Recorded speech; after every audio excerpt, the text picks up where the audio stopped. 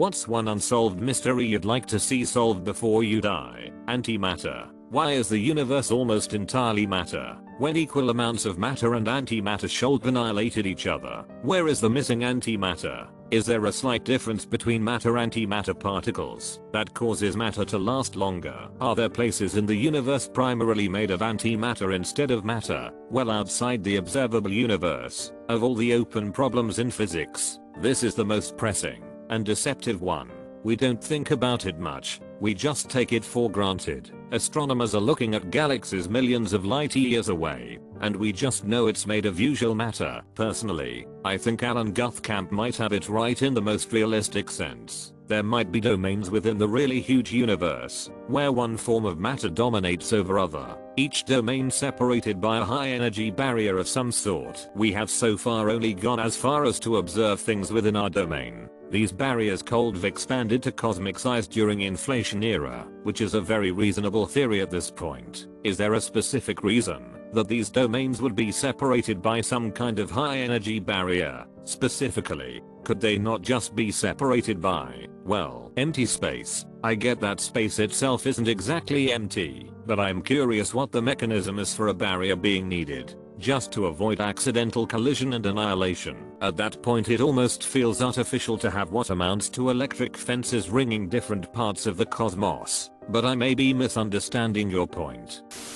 I'd like to know what happened to Andrew Gostin, a 14-year-old boy left home in Yorkshire one morning in 2007 dressed in his school uniform, and then withdrew all his money from his bank account. He went back home after his parents had gone to work, and changed out of his uniform, then went to the train station, and bought a one-way ticket to London, about 2 hours away by train.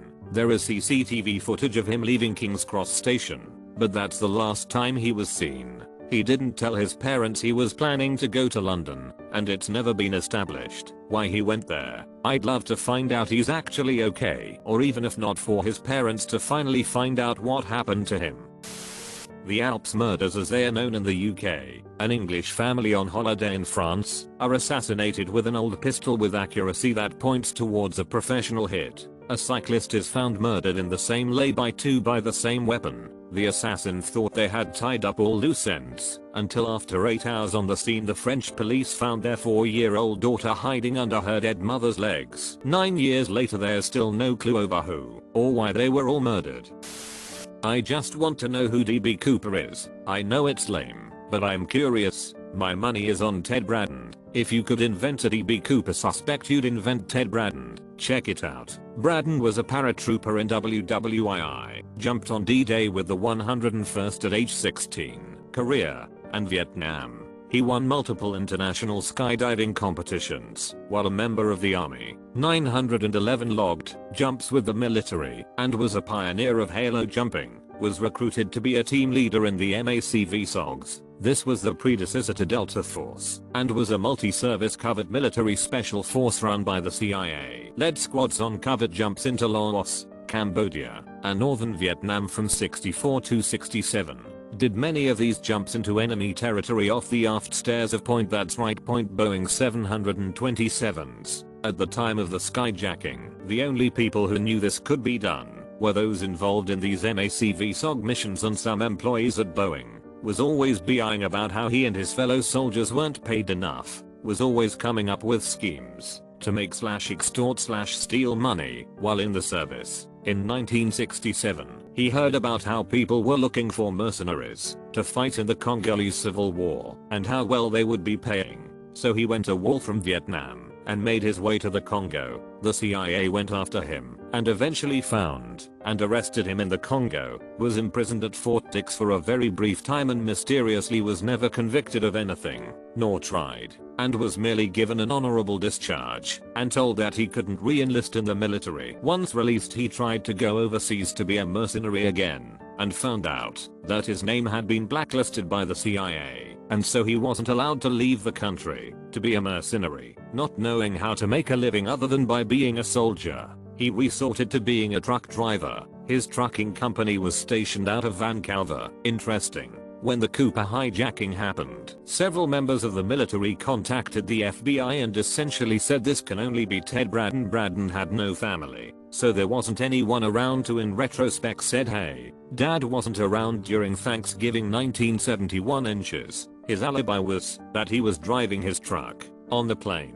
Cooper was by everyone who remembered him as being middle-aged or mid-40s. Braden was 44. Cooper was described as being 5'8-5" 10 slight. Braden was 5'9" and 150 lbs. Cooper was described as being somewhat olive-skinned and swarthy. Braden's mother's side were Sicilian. Cooper was extremely calm the entire time. The only time he showed any emotion was when he was arguing with the pilots because he wanted to take off from Seattle with the stairs down. They didn't think it could be done. Cooper told them it absolutely could be done, and he demanded it be done. The pilots simply refused to do so, thinking it would cause the plane to crash, and Cooper eventually relented. Braden was described by many of his military colleagues and commanding officers as one of the calmest people under fire you could imagine. Cooper smoked Raleigh cigarettes, and so did Braden. Cooper was described by both flight attendants who spoke with him as having either a Midwestern accent or no accent. Braden was from Ohio. Cooper chose the military parachute over the more modern sport parachute. When asked by the flight attendant why he was doing this, he replied, "I don't have a grudge against your airline, miss. I just have a grudge." Braden certainly had a grudge against the government for blacklisting him from the only work for which he was skilled at, being a soldier. The alias Dan Cooper. Dan Cooper was the name of a popular 50s and 60s French language comic book series, The Hero. Dan Cooper skydived into areas to fight the bad guys. What is a country whose official language is French? The Congo. If Braden was Cooper, then it's extremely plausible that he was exposed to this comic series while serving in the Congo. Following the hijacking, recent investigation shows that in 1972, despite being a truck driver, he bought his mother a new car as well as a new car for himself, and that he was living in a freaking penthouse in Manhattan. Was arrested in the mid-70s for a major racketeering job in the trucking industry, but like his mysterious release from going AWOL, he was once again given a slap on the wrist and the charges were dropped. His personality: he was always a loner and never had close friends in his life. Men he served with would later say that when they would go to the bars, Braden would sit at the end of the bar by himself just seeming to sulk. A Green Beret who served with him stated Braden is among those professionals who appear to have a secret death wish coupled with well-trained instincts for survival.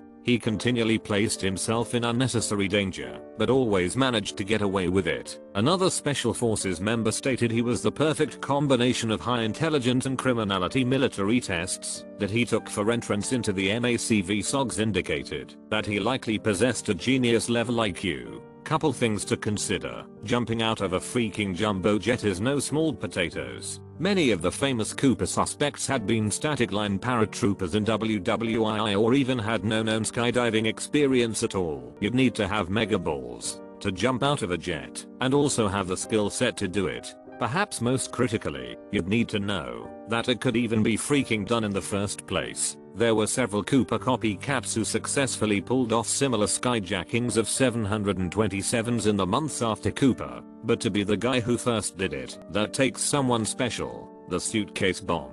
While this is a common trope you see in movies these days, it wasn't so in 1971. The whole concept of a suitcase bomb required some ingenuity. His calmness is especially noteworthy when you consider that the subsequent copycats were nervous wrecks during their skyjackings, despite being badasses in their own right. Richard McCoy won a Distinguished Flying Cross and a Silver Star in Vietnam as a chopper pilot. He literally flew hundreds of sorties as a chopper pilot, yet during his skyjacking he was noted, even before he started the skyjacking, for being fidgety and sweating and breathing heavy. Rob Heddy also successfully pulled off a 727 skyjacking.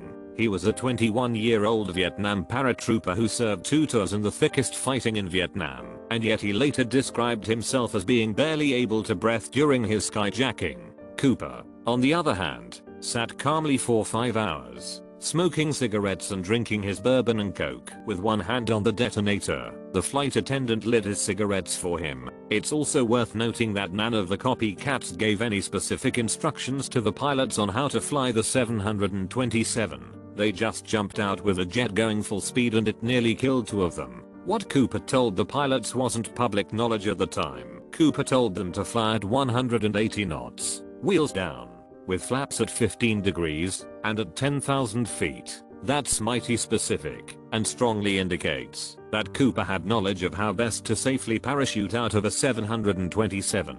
Cooper was also the only one to not be caught. Getting caught on his missions with Spec Ops meant certain death. This is a man who knew how to escape situations and blend into his environment. Occam's razor would point toward Ted Braden being DB Cooper. One of the military's most experienced skydivers is kicked out of the service and isn't allowed to pursue a lucrative career as a mercenary, so he uses the skills that the military taught him to ransom $200K from the government.